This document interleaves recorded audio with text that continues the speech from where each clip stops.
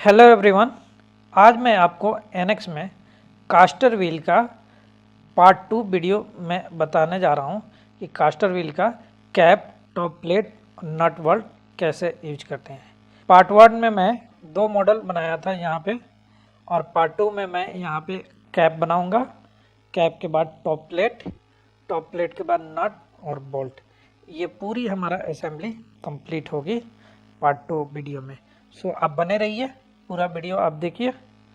तो चलिए स्टार्ट करते हैं। यहाँ पे ऊपर कैप लगेगा, तो चलिए असेंबली पे क्लिक किया और यहाँ क्रिएट न्यू में पार्ट को यहाँ पे ऐड कर दिए। कैप में ओके कर दिया। अब इस कैप में हम जाके मेक डिस्प्ले पार्ट करेंगे और इसमें मॉडल हम बनाएंगे। इसके लिए सेम हम स्केच कमांड लेते हैं और यहाँ स्केचिंग करते हैं। स्केच में मैं यहाँ पे 30 mm का डिस्टेंस लेंगे और फिर सेंटर लाइन से हम ऊपर 15 लेंगे, 15 डिस्टेंस लेंगे और फिर यहाँ से 15 मैं एक्स एक्सिस में भी ले लूँगा।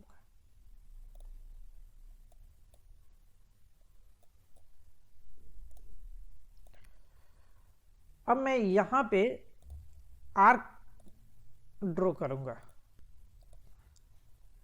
ये आर्क ड्रॉ कर दिया। अब ये सेंटर लाइन जो वर्टिकल है उसको मैं रेफरेंस लाइन में कन्वर्ट कर दिया।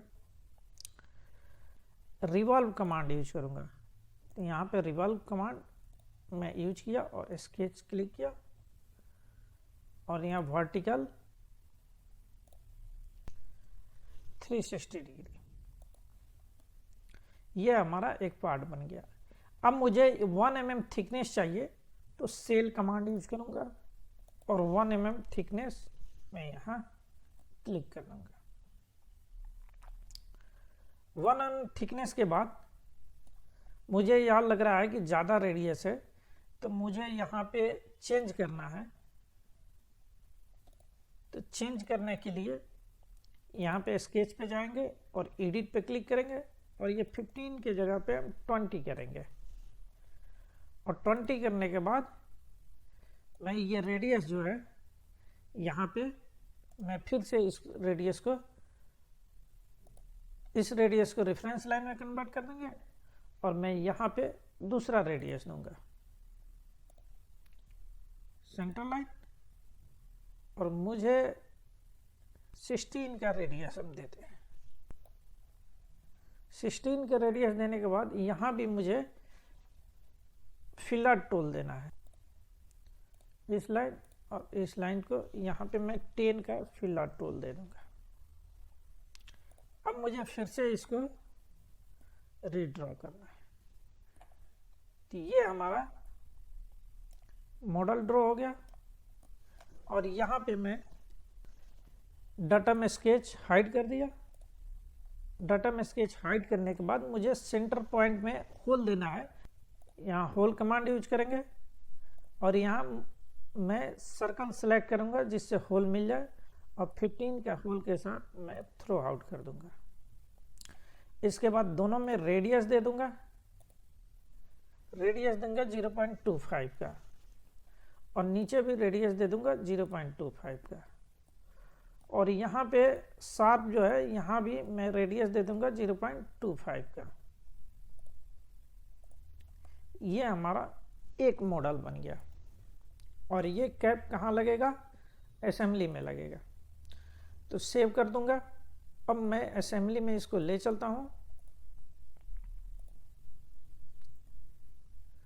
और यहाँ पे कैप को मैं मूव करता हूँ, टॉप की तरफ लाता हूँ।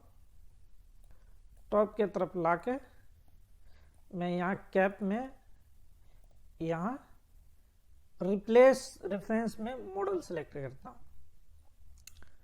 अभी असेंबली कांस्टेंट में यूज कर रहा हूँ और असेंबली कांस्टेंट में मैं सिर्फ एक कमांड यूज करूँगा। अभी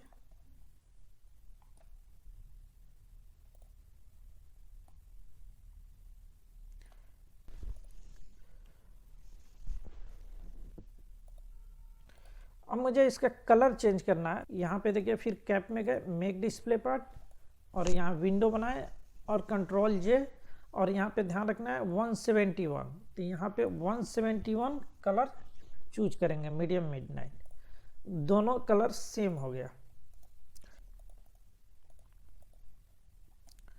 अब मुझे इसके ऊपर एक प्लेट लगाना है। टॉप प्लेट के लिए सेम मैं यहाँ पे टॉप प्लेट पे क्रिएट करूँगा पार्ट। अब टॉप प्लेट के मेक डिस्प्ले पार्ट में गए और यहाँ पे एक प्लेट मैं बनाऊंगा। तो यहाँ पे चलिए मैं सीधे एक्सट्रूड कमांड के साथ बनाता हूँ प्लेट। यहाँ रेक्टेंगल में मैंने फ्रॉम सेंटर से लिया। यहाँ पे इसका डिस्टेंस होगा ये 65 होगा और ये जो होगा हमारा 95 होगा।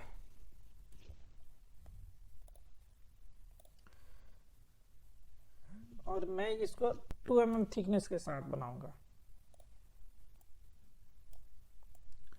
2 mm थिकनेस पे अब इसमें मुझे होल करना है।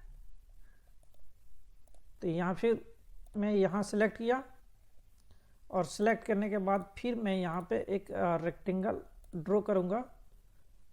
रेक्टेंगल ड्रॉ करता हूँ और ये रेक्टेंगल जो होगा मेरा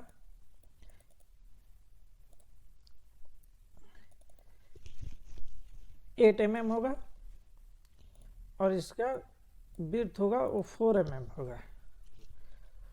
और ये कॉर्नर पॉइंट से ये 10 mm होगा। सॉरी ये 10 नहीं, ये 15 होगा। और वर्टिकल जो होगा वो 10 होगा। अब मैं इस दोनों लाइन को रेफरेंस लाइन में कन्वर्ट कर देता हूँ और यहाँ मैं रेडियस लगाता हूँ जो 8 का होगा। 8 के रेडियस के लिए यहाँ पे दोनों कॉर्नर यूज किया और सॉरी 4 का रेडियस लगाऊंगा। तो 4 के रेडियस मैंने दोनों साइड में लगा दिया।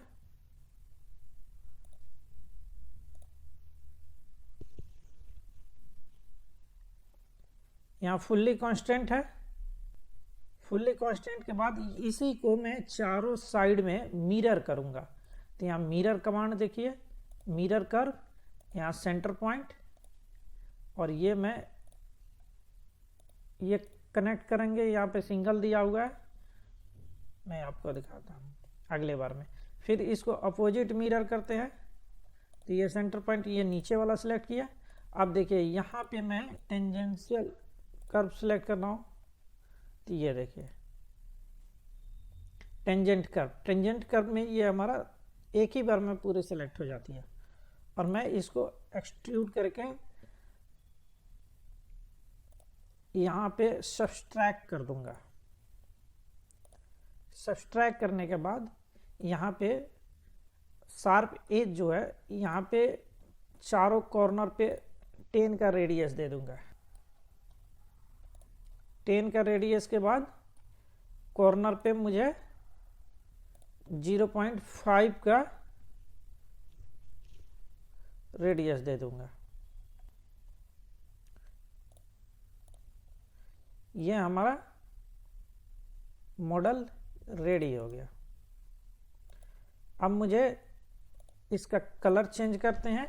कलर हमारा कितना है 171, कंट्रोल जे सेलेक्ट करके और यहाँ पे 171 पुट कर दिए, कलर आ गया। अब मैं यहाँ कंट्रोल W और कोऑर्डिनेट सिस्टम हाइड सेव कर दिया और पेरेंट व्यू में मैं चला गया। पेरेंट व्यू में आने के बाद यहाँ पे मैं इसको मॉडल में कर दिया और मॉडल के बाद इसको मूव करके ऊपर लाया। अब देखिए यहाँ पे होल मैंने नहीं किया है, तो फिर से मैं जाता हूँ मेक डिस्प्ले पे और सेंटर पॉइंट में होल करना है। तो होल के लिए मैं इसी पे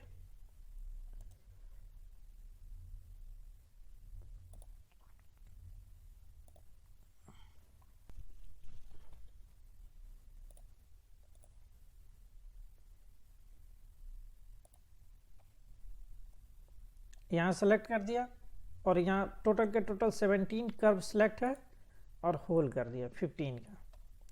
और यहाँ पे एज जो है यहाँ भी सेम मैंने सेलेक्ट कर दिया और ये टोटल मेरा अब जाके मॉडल कंप्लीट हुआ। फिर से मैं क्या करता हूँ, इसको पेरेंट व्यू में जाता हूँ और यहाँ पे पेरेंट व्यू में जाने के बाद मैं यहाँ पे अभी फ़िलहाल फुल्ली कांस्टेंट तो नहीं कर रहा हूँ, लेकिन 2 कमांड लगा रहा हूँ, यहाँ सेंटर पॉइंट और इसका सेंटर पॉइंट। दूसरा मैं यहाँ पे एक टच कर देता हूँ टॉप से, यह टच कर दिया। अब यहाँ कांस्टेंट का जो सिंबल दिख रहा है असेंबली कांस्टेंट, इसको हाइड कर रहा हूँ और यहाँ पे मुझे नट बोल्ट लगाना है और टॉप में भी हमें एक अरेंजमेंट लगाना होता है जो यहाँ से वाशर के साथ टॉप फेस पे हमारा ऊपर कवर होता है। तो ये हमारा टॉप फेस के साथ वाशर के हमें ऊपर कवर होता है। तो चलिए मैं यहाँ पे नट बोल्ट लगाता हूँ और आप बना सकते हैं नट बोल्ट, तो मैं यहाँ नट बोल्ट लगा देता हूँ, यहाँ नीचे की तरफ डायरेक्ट लगा देता हूँ। यहाँ मैं नट बोल्ट को असेंबल कर रहा हूँ, तो आप देख सकते हैं यहाँ पे कांस्टेंट असेंबली कांस्टेंट और यहाँ पे इंटर और सेंटर पॉइंट सेलेक्ट किया और यहाँ पे इसका सेंटर पॉइंट दे दिया। अब यहाँ पे टच के लिए मैं इस फेस को सिलेक्ट किया और इस फेस को टच कर दिया।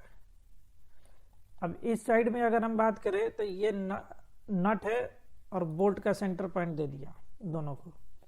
अब टच की बात करें तो टच के लिए इस फेस को सिलेक्ट किया और यहाँ पे सिलेक्ट कर दिया है, तो ये हमारा नट बोल्ट लग गया। लेकिन ये फुल्ली कंस्ट्रक्ट नहीं है, एक और कमांड लगाना पड़ेगा, ठीक है, तो वो आप लगा सकते हैं, जस्ट मैं बताने के लिए आपको बता दिया। अब यहाँ पे मैं सब चीज datum, coordinate, plane, point, assembly constant सारे हाइड कर दिया। अब ये हमारे पास मॉडल बन गया।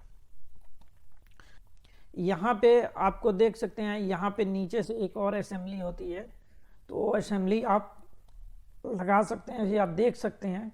जस्ट ये हमारा कास्टर व्हील कंप्लीट हो गया। सो यदि हमारे वीडियो अच्छे लगे तो प्लीज़ चैनल को जरूर सब्सक्राइब कीजिए। अधिक से अधिक आपको बेहतर मॉडल मिलेगा, अच्छे मॉडल मिलेगा। So thank you.